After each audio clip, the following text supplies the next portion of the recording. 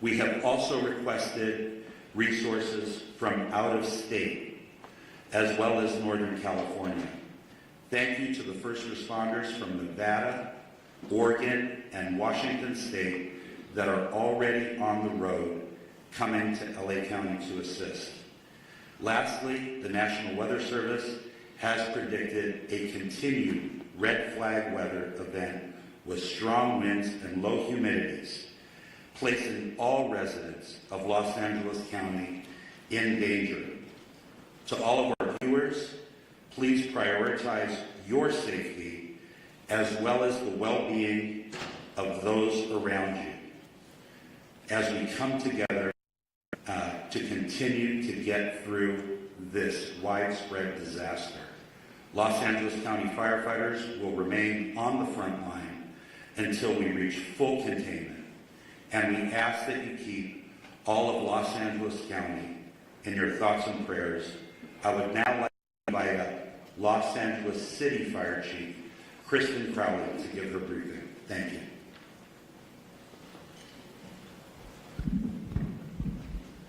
Good morning, everyone. My name is Kristen Crowley, Los Angeles City Fire Department Fire Chief. I'd like to start with just a moment, if we could, of gratitude. A moment of gratitude for our first responders, our boots on the ground that are battling this intense and multiple jurisdiction and number of fires. So gratitude to those who are doing the work since yesterday through the night, and like Chief Maroney said, we're going to continue to work hard to ensure that we save people, lives, and property. With that, I'll be touching on a couple major points. With the Pacific Palisades fire, we know that it continues to demand a significant amount of resources, and a second major brush fire, now referred to as the Hearst Fire, has erupted in the Sylmar area of Los Angeles. Now together these fires are stretching the capacity of emergency services to their maximum limits. The Los Angeles City Fire Department is battling these two major fires while also maintaining, I want to focus on this as well, 911 services for the city's approximate 4 million residents. Now, despite the severity of the conditions, our department remains fully committed to safeguarding lives and property. Next, I want to focus on what we've done over the last 24 hours. And with that, even within the city of Los Angeles, with these two major brush fires, our department has responded to 3,624 911 calls for service. And to put that in perspective, our average is just under 1,500 calls in a 24-hour period. Over the last 24 hours, we've also responded to an additional 32 structure fires within the city. We've treated and transported an extensive number, extending our normal 650 transports to local hospitals. When it comes to the Pacific Palisades fire, as Chief Maroney had said, this is over 3,000 acres at this point and continues to grow. We will confirm the exact acreage later, so we'll make sure that we also communicate that to the community and to the media. Last night, as of 19:30 hours, all aircrafts were grounded due to high winds. Aircraft are continuing to be able to resume their water drops and acreage mapping today when the weather allows us to do so. A total of 3,398 civilians and 15,105 structures are in the evacuation zone. And again, the evacuation zones are the following: north of PCH, west of Kenter Avenue and San Vicente Boulevard, south of Mulholland Drive, and east of Topanga Canyon Boulevard. There are multiple evacuation centers which are supported by the American Red Cross. Injuries. Of course, there's a lot of interest in injuries. We have several firefighters and civilian injuries that have been reported, and all patients have been treated and transported to local hospitals. Damage assessments. Chief Maroney did speak about a specific number. We are still vetting that through on the city side, so more information to come, and we will message that as soon as we can validate that. Approximately 400 LAPD firefighters have been deployed to the Palisades fire. We have many hundreds of law enforcement officers, our partner agency responders and public works members engaged in supporting our overall operations. We are going to be transitioning to CAL FIRE this morning to manage this incident at 0800 hours. Next, I'd like to talk briefly about our Hearst fire, which is located in Sylmar. Last night at approximately 10:10 p.m., the fire erupted in the Sylmar area of Los Angeles, adjacent to the Los Angeles National Forest. The fire has rapidly expanded to over 500 acres, prompting the emergency evacuation of more than 3,000 residents. This fire is burning within the footprint of the historic Saddle Ridge fire. Now, despite the extreme winds and significant risks, and that's probably throughout the next few days, there's always that significant risk of life and property, and we'll continue to focus on saving lives and protecting property. The exact anchorage at this point will be confirmed later, and we'll make sure that we communicate that to you as well.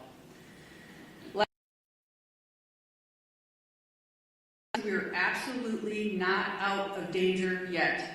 With the strong winds that continue to push through the city and the county today, I will tell you that we are all committed to our first responders, our firefighters will remain focused on protecting lives and property. The LAFD, our top priority will continue to be life safety, ensuring that safe evacuation and the rescues of our residents that are in harm's way. It will continue to be our primary focus in this wind-driven fire event as it continues. Thank you for your cooperation, your support, and your diligence. And today, we will continue to stand with our partners to protect everyone. Next up, I would like to introduce Sheriff Luna. Thank you. Oh, sorry. Next up. Oh, we moved it. We're just moving around and having Melanie Unified Superintendent Alberto Carvalho.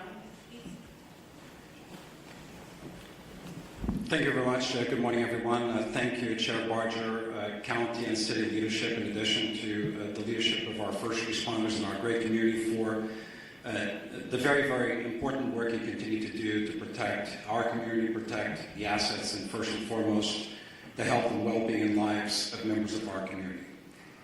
Los Angeles County Wildfires in the nation, representing the interests of 540,000 students and 75,000 committed employees. We made decisions regarding closure of schools in a very methodical and science-driven manner.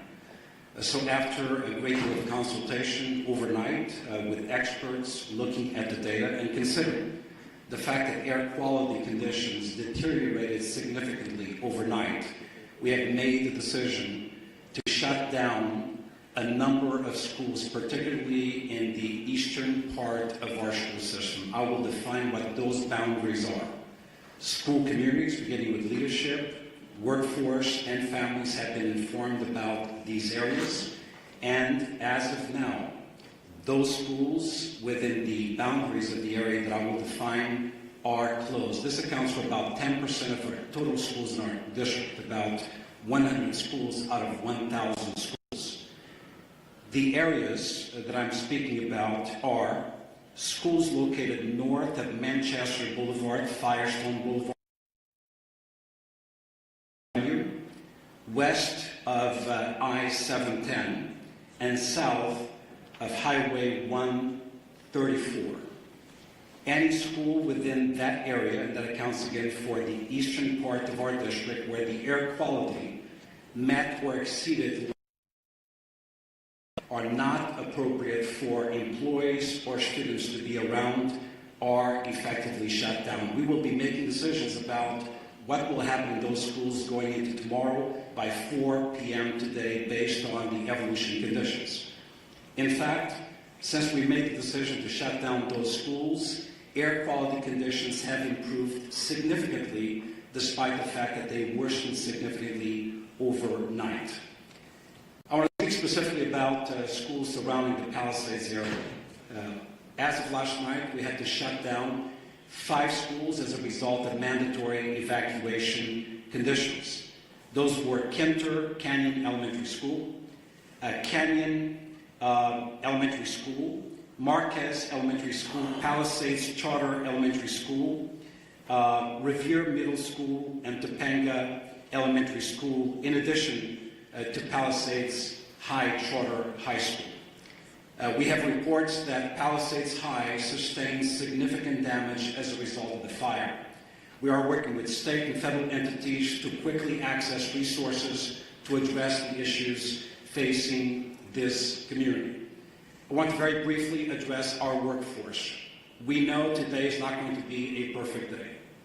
A number of schools are shut down. However, localized conditions may make it difficult for our workforce or parents and students to access schools. Air quality conditions may vary and in fact may not necessarily be appropriate to be where we close schools. Please use your discretion. We will utilize grace and be flexible regarding attendance and for students and employees alike. Specifically, students and employees who face chronic respiratory conditions or other health issues.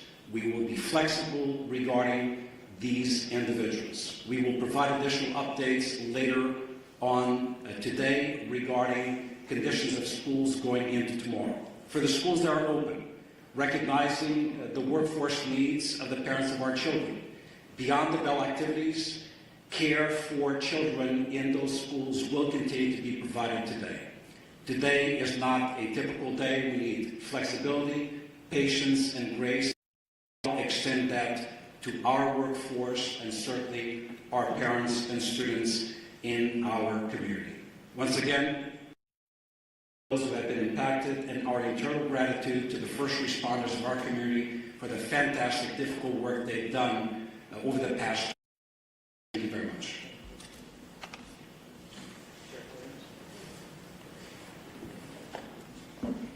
Morning. A lot of information to pass on, but please know this. This is a very difficult and challenging situation, but we're surrounded here by people who really care, and we're going to get through this together. That means with all of you as partners in our community. Our top priority continues to be the safety and well-being of our impacted residents, first responders, and all of the individuals involved. But understand that this is a very fluid situation, specifically in the Altadena area, and a lot of our personnel, our deputy personnel, are involved in life-saving measures as we speak now. We are working very closely with local, state, and federal agencies to provide necessary resources and support. We have been in constant communication with both our fire and law enforcement partners across LA County and beyond to ensure that all available resources that are needed are being deployed strategically and effectively, but we are prioritizing life over anything else. There are over several hundred sheriff department personnel working around the clock to evacuate residents in danger, assist with road closures, and respond to multiple missions that are given to us, and they do change periodically depending on that life mission. To ensure that everyone is going to be safe or safe as possible, additional personnel will likely be assigned to this fire as this continues to go, and you heard from our fire partners that there is no containment here. I do want to split it up into two. I want to start talking about the Eaton fire first. Currently, there are evacuation orders in Pasadena, Altadena, and Sierra Madre. Evacuation orders, there are approximately 32,500 residents under evacuation orders and approximately 13,186 structures that we deem at risk, and that could grow. Evacuation warnings, approximately 38,600 residents are under evacuation warnings and approximately 14,342 structures are at risk. At 4 a.m. this morning, the evacuation orders did expand to parts of the city of Duarte, Monrovia, and La Cañada. And again, we continue to assess that. That's evolving. That's going to change. So I encourage you to consistently pay attention to all sources of information so you're ready to go when you are given that order, if that does come. As information as I'm walking up to this podium, I'm getting messages about several of our employees who have lost their homes in the last several hours.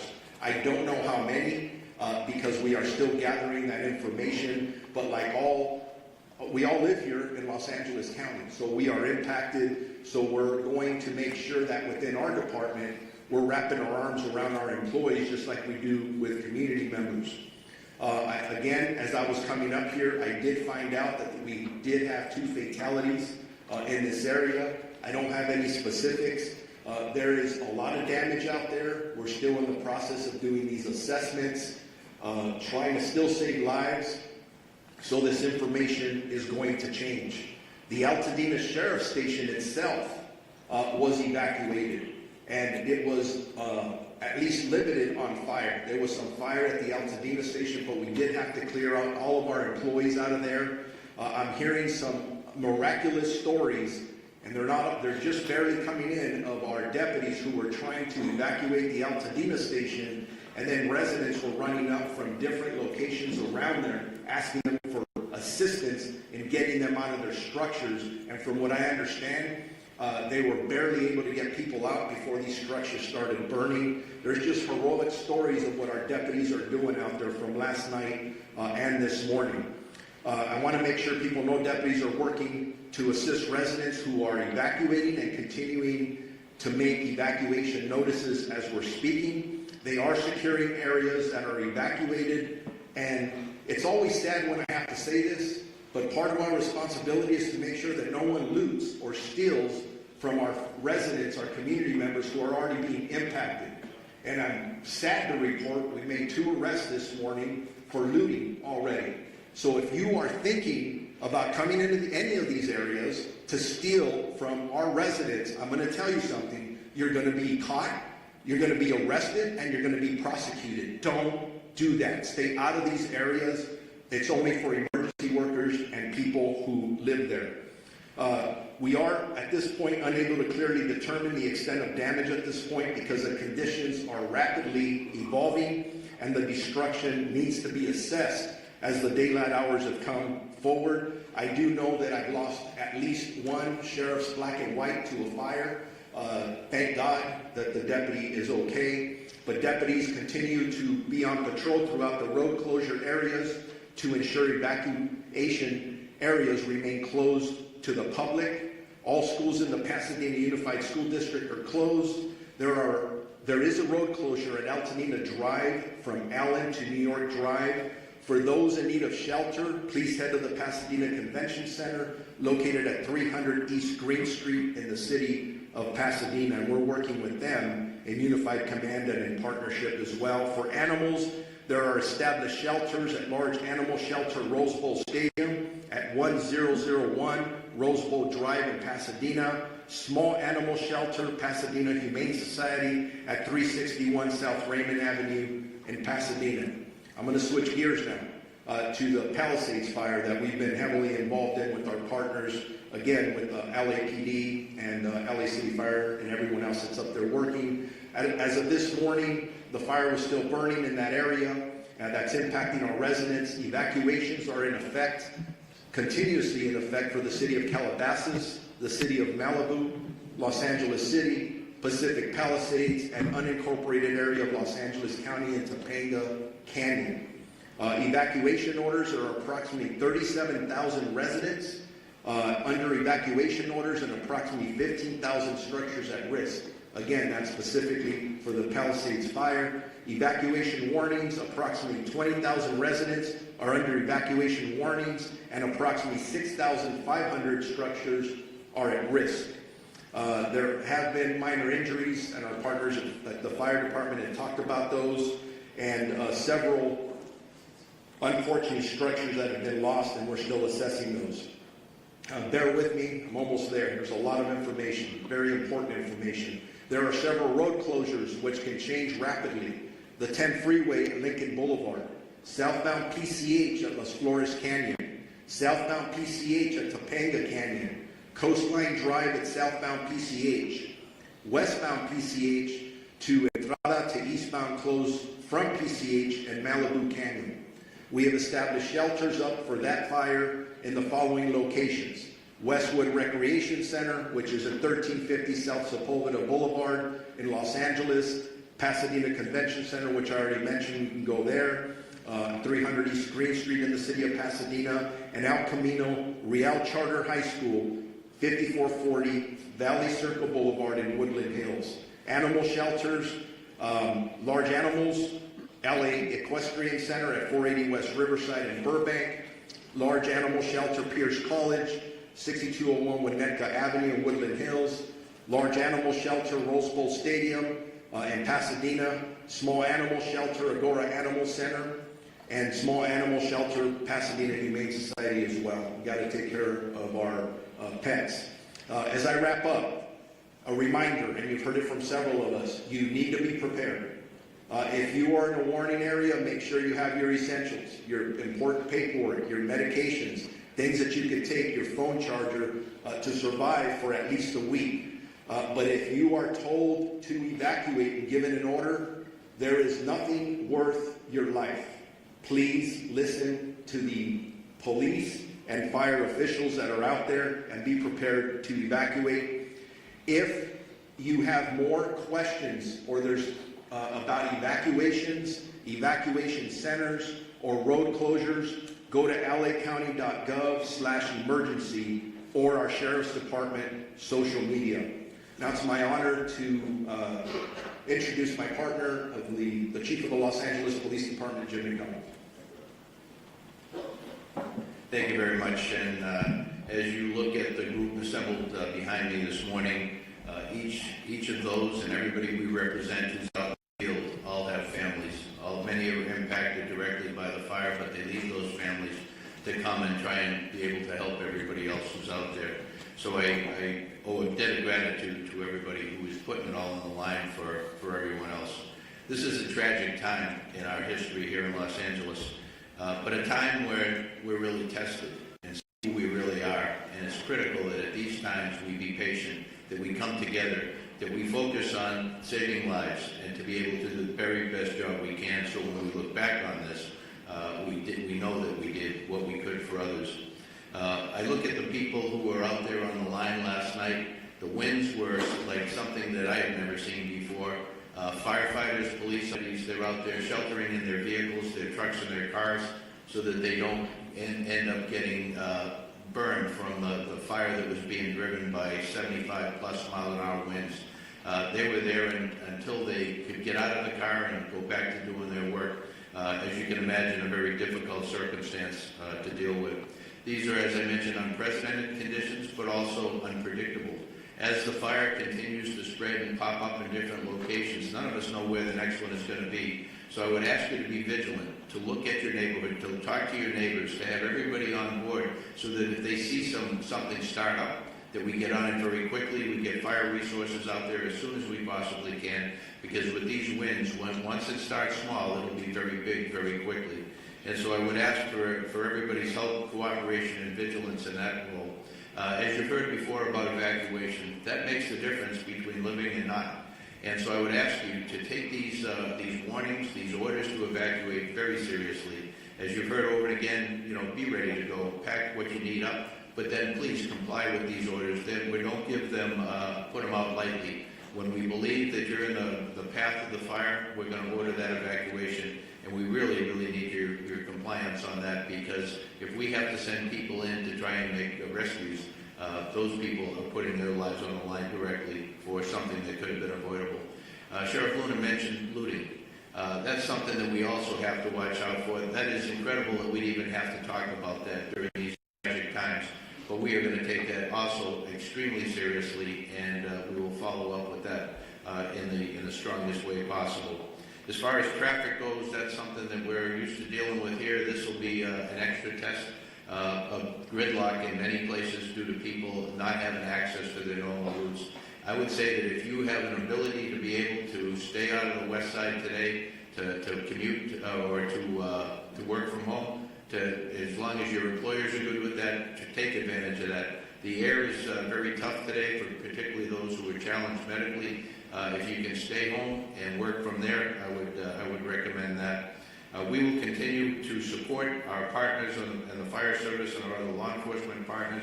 But to all in the public who are watching this, sincere thank you to all of you for your cooperation and your patience as we all get through this together. Thank you.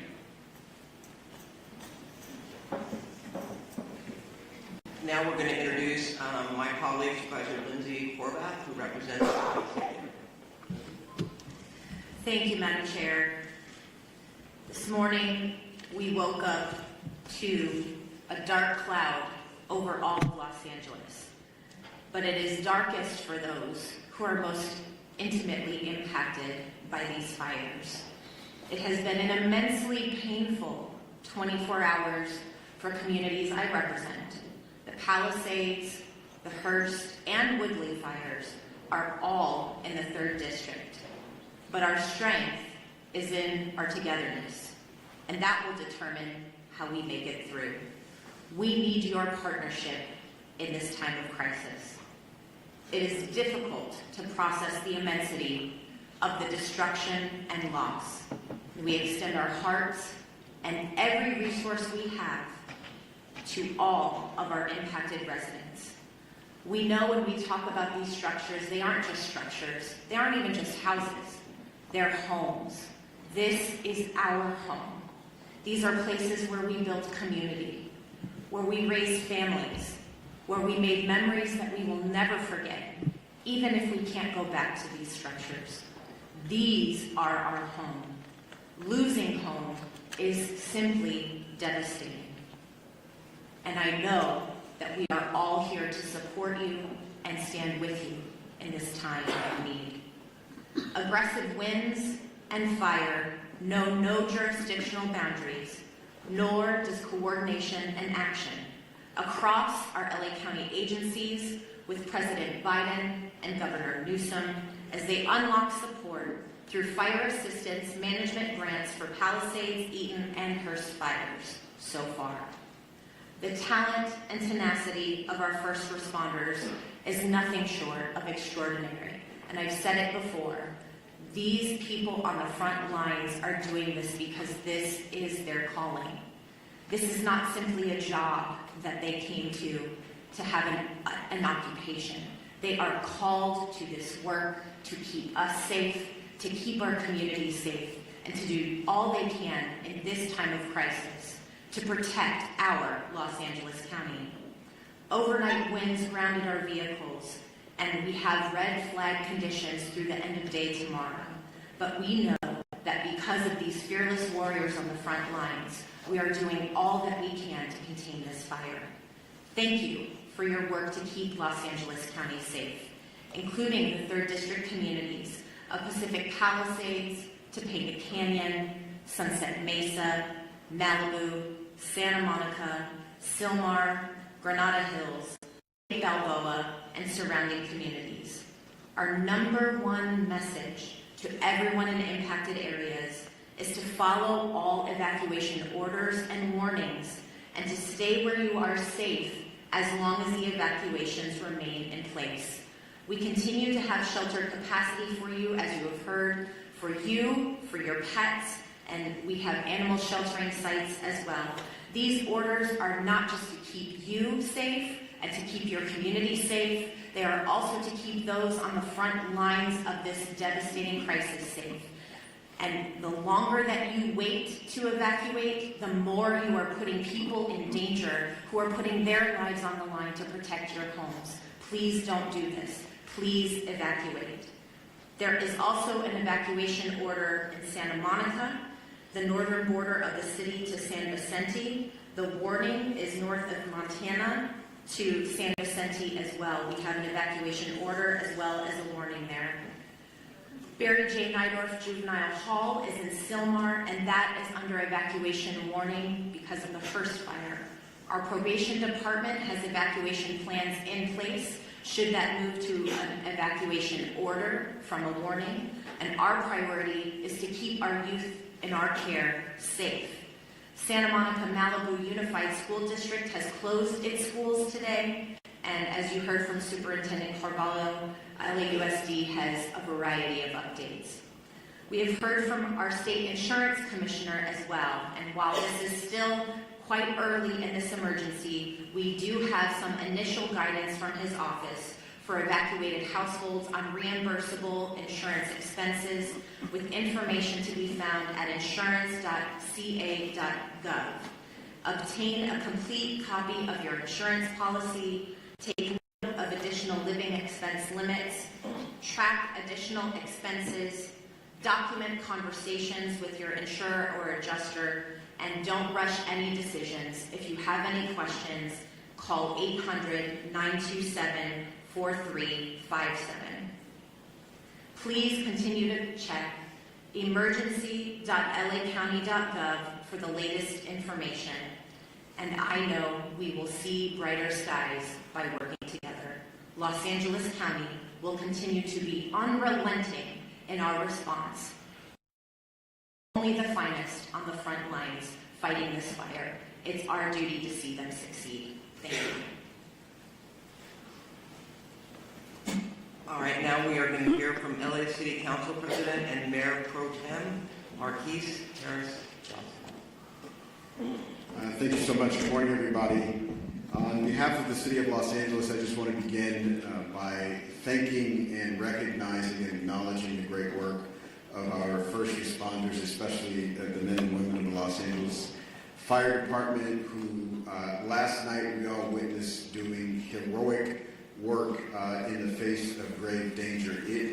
Last night was one of the most devastating and terrifying nights that we've seen in any part of our city, at any part of our history.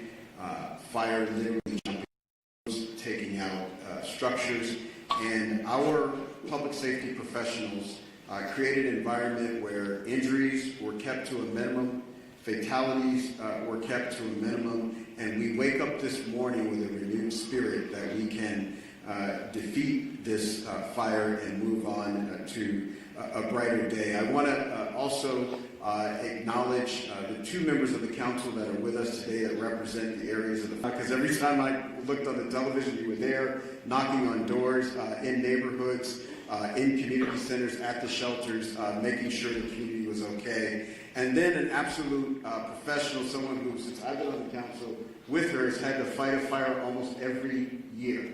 And so is a Valley, the council member from the district, Monica Rodriguez. And again, all the men and women, the firefighters are in the front, but our DWP workers are out there making sure we don't have additional fires from power lines, and countless folks, DOT, making sure the flow of traffic stays so that folks who want to evacuate can do so, are out there as well. So there's literally thousands and thousands of people working together to make this work. I want to announce a few more closures to add to the school closures that we heard and the closures that the sheriff and the supervisor read to us. Griffith Park closed today, including Lake Hollywood. Runyon Canyon closed today. The Los Angeles Zoo closed today. The Hollywood Reservoir closed today. The Hollywood Sign closed today, as well as all the roads through the Sepulveda Basin in the San Fernando Valley. So nobody should be going those places today anyway. I will amend what Chief McDonald said. Not only if you're on the west side or in the valley, anywhere in this city, if you can stay off the roads, please do so. I live in South LA, a long way away from the fires.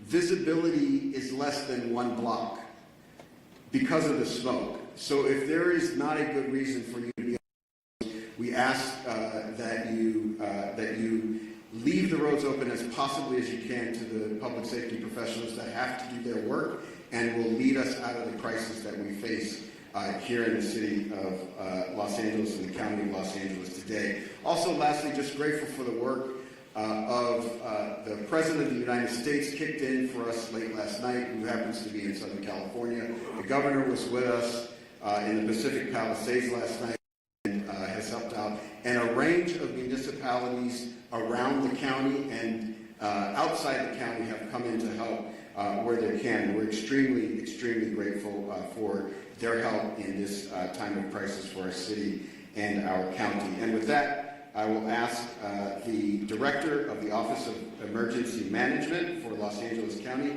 Kevin McGowan, to come to the mic. Thank you for the introduction. I'm Kevin McGowan, Director with LA County's Office of Emergency Management. As my partners up here have said before, we're facing a historic natural disaster, and I think that can't be stated strong enough. This is not a normal red flag. We've been in partnership with the National Weather Service for days prior to the arrival of this severe windstorm. There's been amazing communication by the National Weather Service, and they should be acknowledged for all of the communication that was put out days in advance. What's critical about that is it partnered all of our public safety and emergency organizations throughout the county to begin preparations for this. And a lot of the successes we saw over the last 18 to 20 hours is a direct result of painstaking preparations that had gone into place for the last 48 to 72 hours. We still have a long road ahead of us.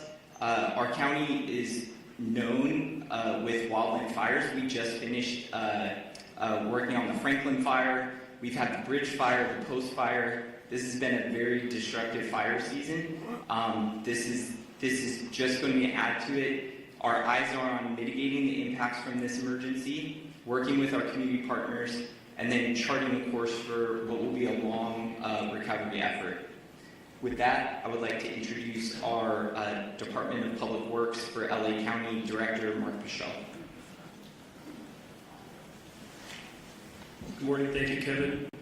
Mark Pichelle, I'm the Director of Public Works for Los Angeles County, the largest public works department in the United States. We're coordinating across the area with all our partner agencies, including, of course, primarily the City of Los Angeles, in addressing this event today. I'm going to talk a little bit about what our focus is in terms of infrastructure, and then I'll move on. Before I do that, though, I do want to acknowledge all of the residents that have either lost a home or who are being evacuated. I do personally understand what that is about and understand what kind of fear that can put into you. One thing I would recommend to you before you leave that home, if you want something to do, is to close that home up tight, close any openings, completely tight to the home, and make sure that access is open to the fire department in the event that they want to come on and do work on your property. That's one thing I've learned through the years is important. So right now, LA County Public Works is focused on the water supply, the road safety, transportation system, and preparing our flood control system for the inevitable post-event, which may be flows of debris and mud. With respect to water resources, there's been quite a bit of talk in the media about the water system that we're using for suppression. So let me make the following statement. There have been quite a bit of comments over social media about the local water supply and its impact on firefighting efforts.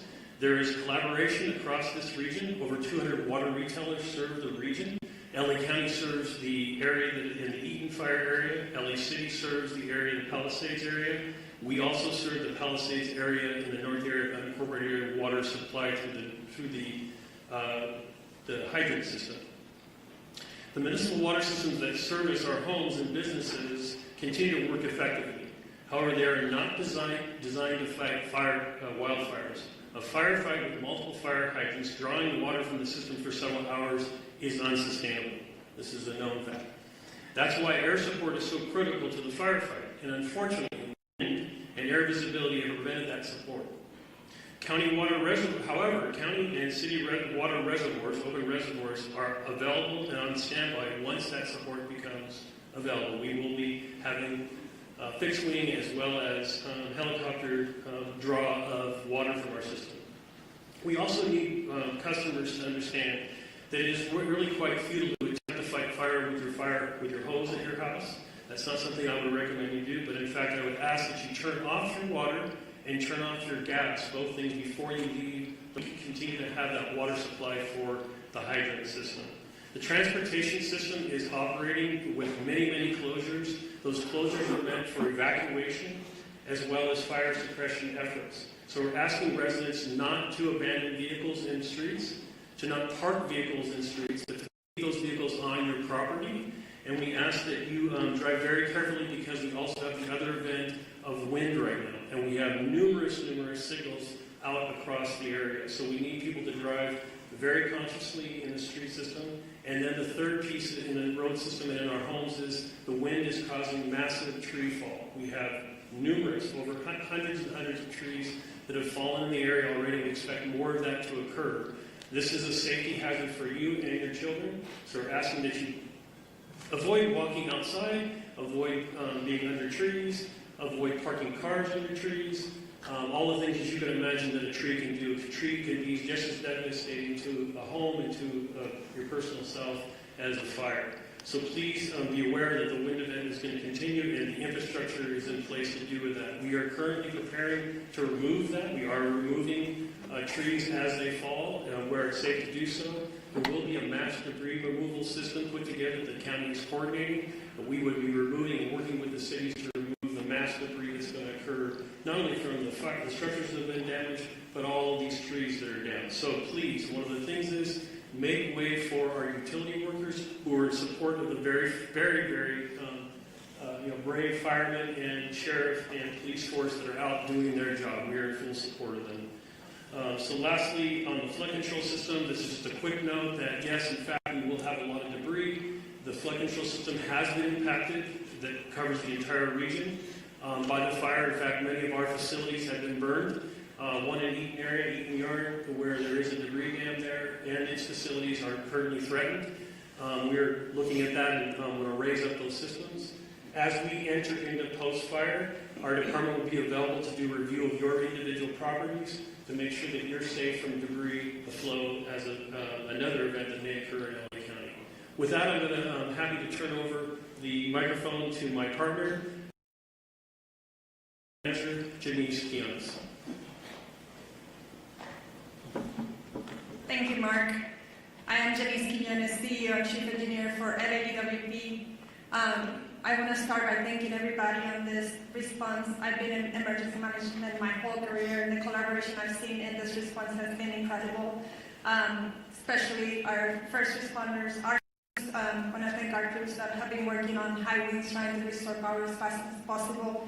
And also county, city council, mayor's office. The mayor has been in contact with me all the time. And also other utilities in California have been proactive to help us with the restoration. So we're in the process of contacting them to ask for more support. I want to continue the thought process that Mark had about water supply in Palisades. We had a tremendous system in the Palisades. We pushed the system to the extreme. 4 times the normal demand was seen for 15 hours, which lowered our water pressure. We were pushing 75 CFS on our trunk line to try to keep water pressures on the system.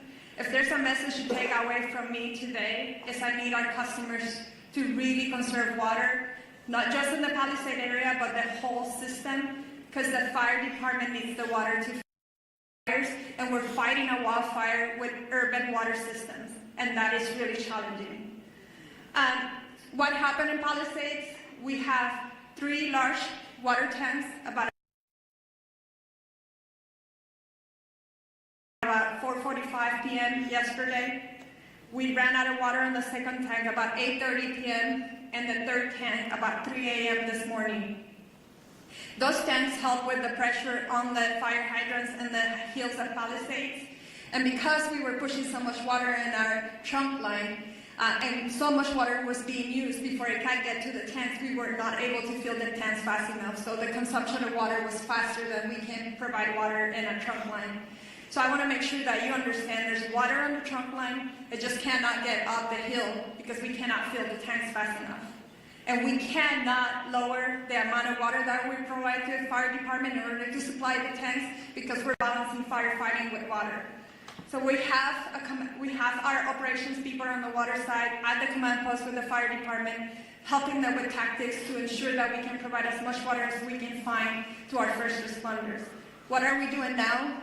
We're sending about 20 water tanks for our construction crews full of water to support the fire department. We identify other areas in our system where our tankers can refill. It takes about 30 minutes to refill about 4,000 gallons of water, and we're constantly moving that water to the fire department to get them as much water as we can.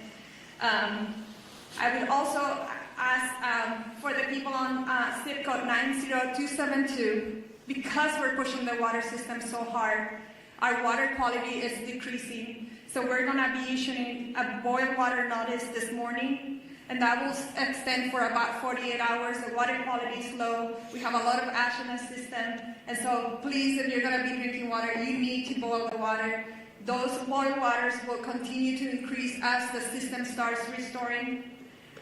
We're also managing a power outage restoration. Our water emergency has been the number one primary issue, but the power issues are continuing to increase. The winds picked up at around 11 p.m. last night, and that's when we saw the majority of our outages coming in. As of 7 a.m. today, we have 135,000 customers out of power. We have restored about 78,000 customers since the start of the outage. 32 customers have been out of power for more than 10 hours and 7 for over 18 hours. If you are out of power, I urge you to call us, call 911, let us know so that we can get to you as fast as safely as possible.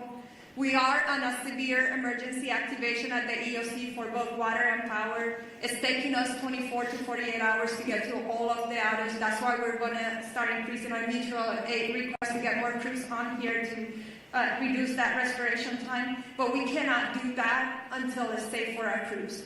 And I'm happy to report we have had no safety incidents for either the water and the power crews, which we need all the crews safely operating in our system. 40% of our outages were due to us having to de-energize the circuits for public safety. And we cannot energize them until it's safe to do so, and we have put eyes on our system.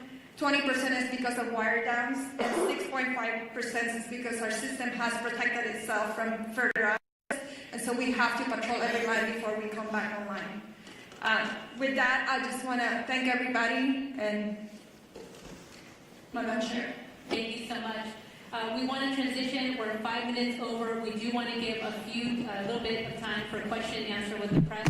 I'm going to call on you. Please identify yourself, your name, and which media outlet you're with. I see a hand up here. We'll go with you first. Good morning. Yes, Bob Castro from UVA. Chair Barker, wanted to ask because this press conference called One Voice is bringing together some of our city leaders, our county leaders here together for this incredible tragedy, this crisis that we're experiencing right now. And a lot of our viewers are asking, how can other Angelinos help? Because people want to volunteer, people want to help. What's the best way that other folks out there that want to help, what can they do? Well, first of all, thank you for that question, because I think this does speak volumes to the fact that it's not just at the local level, it's at the state and federal level as well, and it is one voice.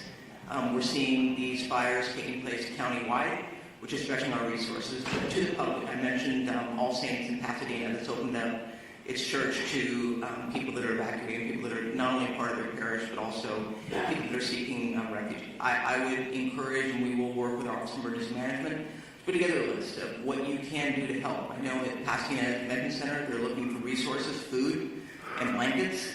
Red Cross is putting that together, but we can always use more.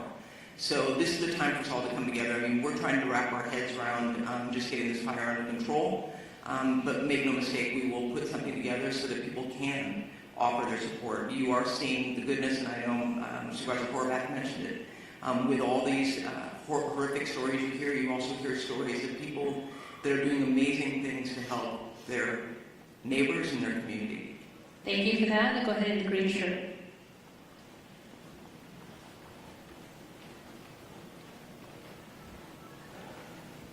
Yeah, the DWP was talking about the problems with the water supply, and I was wondering if either the DWP or the fire department has any kind of numbers to talk about, like what is the number of hydrants that could not get water because of these pressure issues, what percentage of the system in Pacific Palisades wasn't getting service at that point, and given the type of things you're describing this morning, do you think there needs to be an overhaul of the system, given these increasing number of urban fires, and also when does the mayor return? And name and media outlet, please.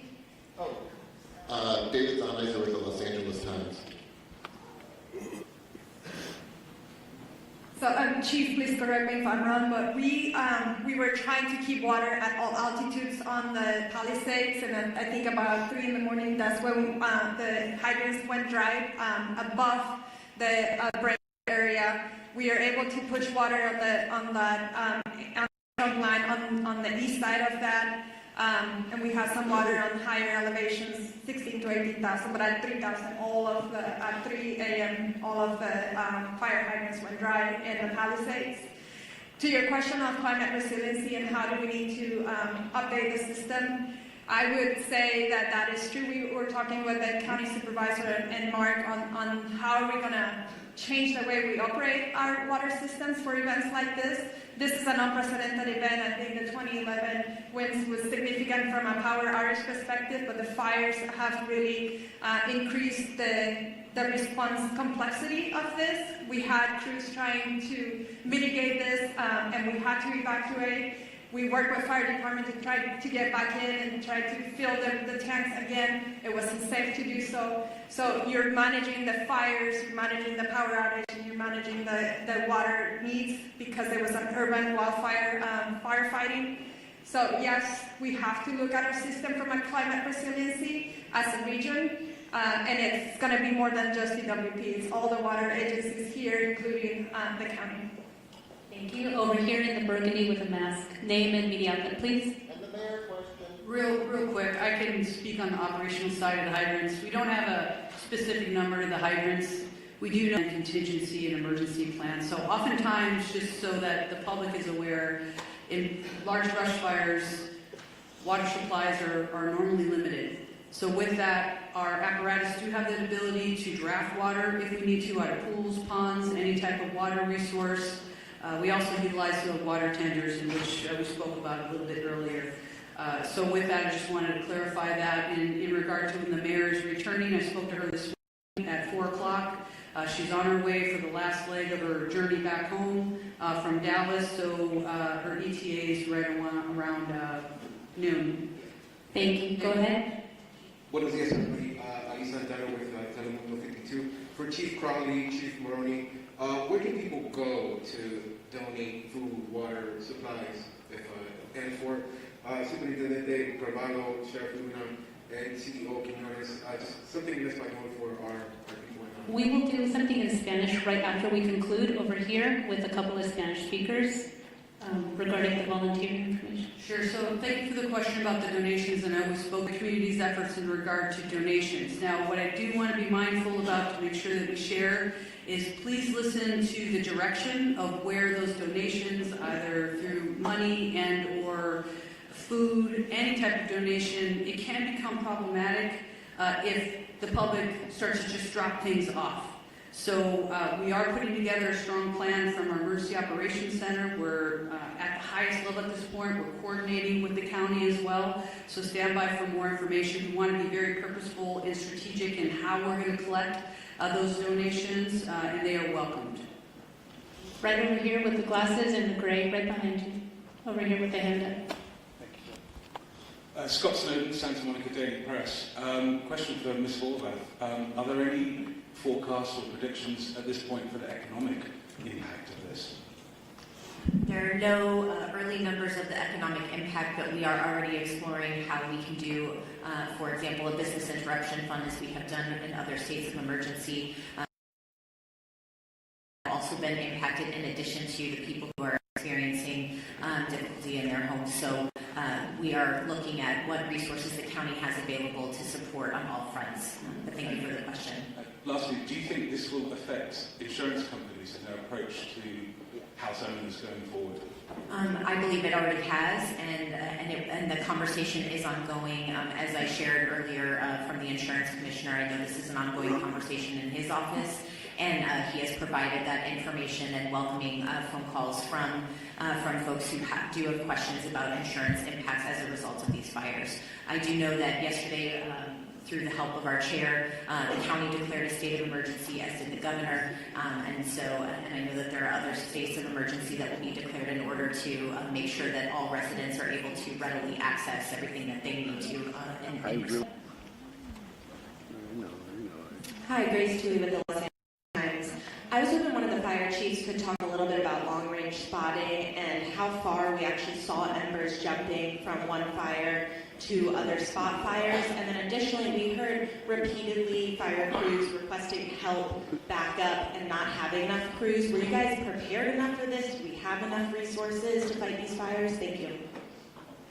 Thank you for the question. So I'll start at the end and work back. No, LA County and all 29 fire departments in our county are not prepared for this type of widespread disaster. There are not enough firefighters in LA County to address 4 separate fires of this magnitude. We were prepared. We did get state pre-position resources that came from Northern California that were up in the Santa Clarita Valley. We did hire additional firefighters from the LA County Fire Department and pre-positioned them in the Santa Monica Mountains. The LA County Fire Department was prepared for 1 or 2 major brush fires, but not 4, especially given these sustained winds and low humidities. Like our Director of Emergency Management said, this is not a normal red flag alert. People were calling for help. We tried to get them the help that they needed. LA County right now, like the LA City Fire Department, is prioritizing life safety, but we are also engaging in structured defense, perimeter control, and aerial operations. Remember that the LA County Fire Department has 13 aerial assets available to it. In addition to our agency-owned helicopters, we have our 2 CL-415 Super Scoopers and our CH-47, which is part of the 3-county QRF. So we're prepared to keep fighting the fight. Like I said earlier, I've requested additional resources, not only from Northern California, but from out of state. We did that last night, yesterday. So we're doing the very best we can. But no, we don't have enough fire personnel in LA County between all of the departments to handle this. Thank you. Thank you. And we have a couple of just quick I questions. just want to also acknowledge that that came down from Sacramento, State Senator Ben Allen and Sasha Perez, as well as our Santa Monica Mayor Negrete, who's also present here. And I know that Congressman George Whiteside is flying in from Washington, D.C. He represents the Sylmar Santa Clarita area, and so we appreciate you all being here. Thank you, And I Chair think Barber. someone from the mayor's office would like to go ahead and introduce. Thank you, appreciate it. Good morning, everybody. Celine Cordero, Deputy Chief of Staff to Mayor Bass. I just want to step forward and address the question about the mayor.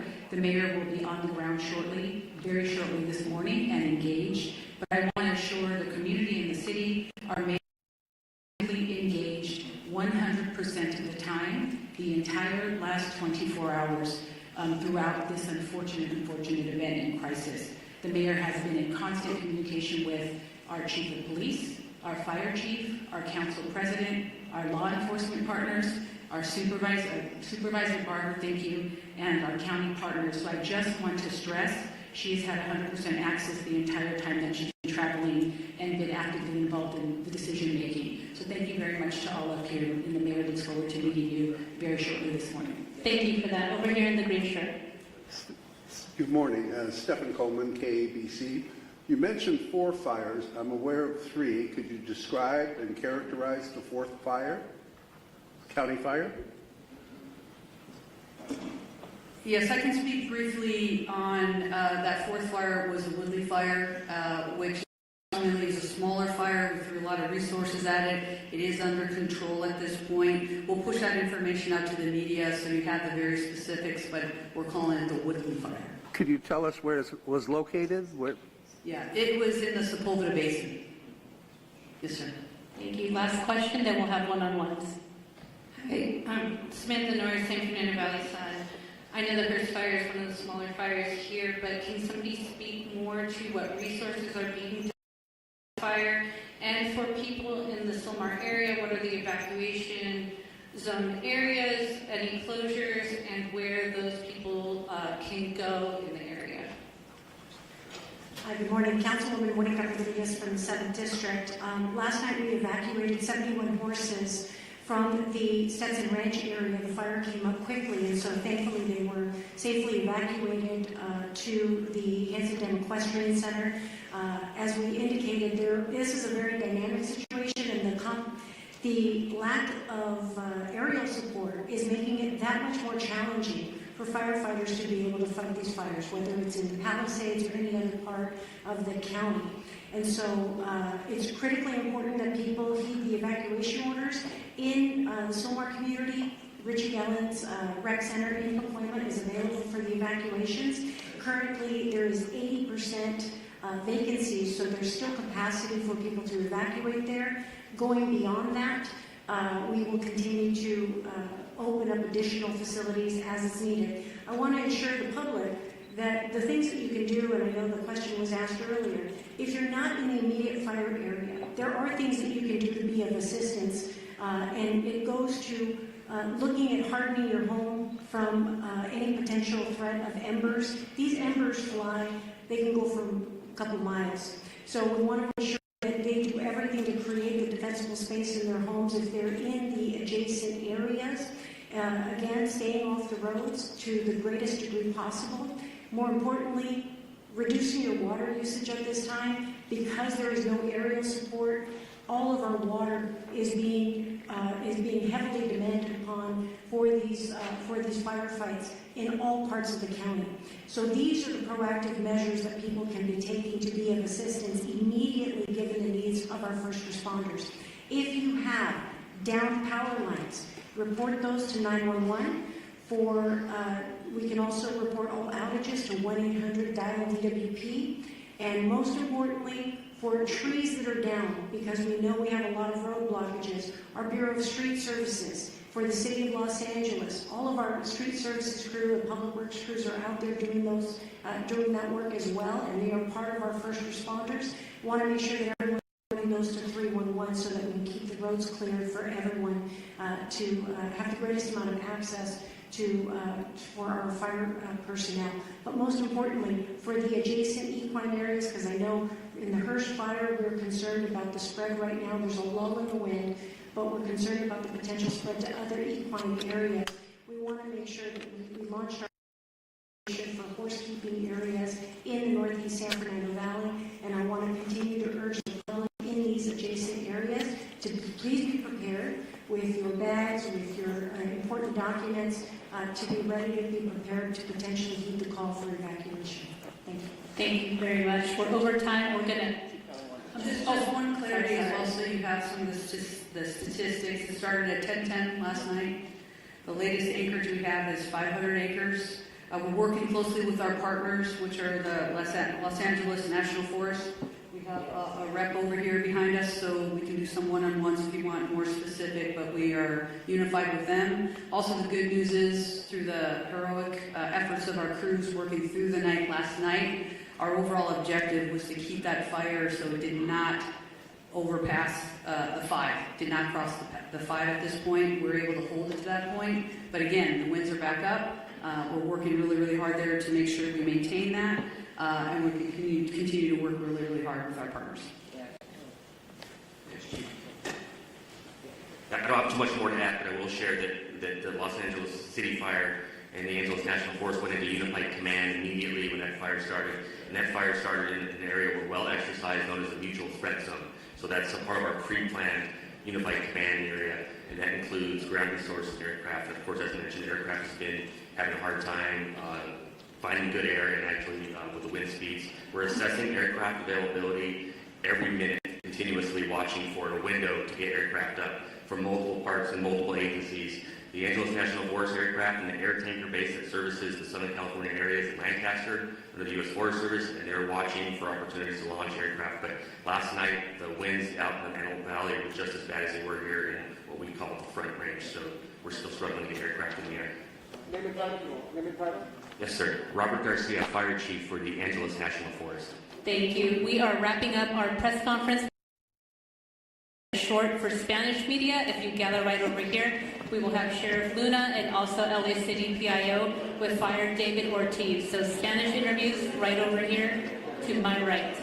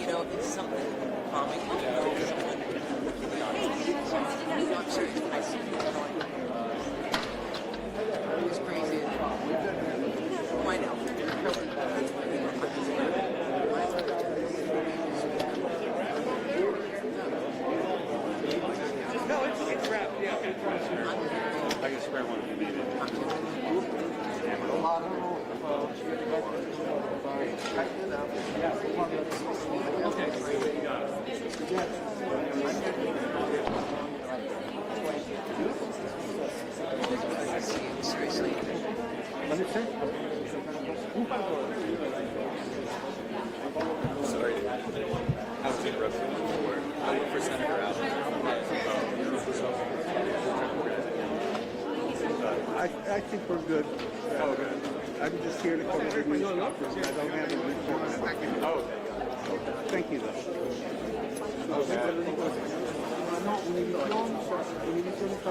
Oh, I guess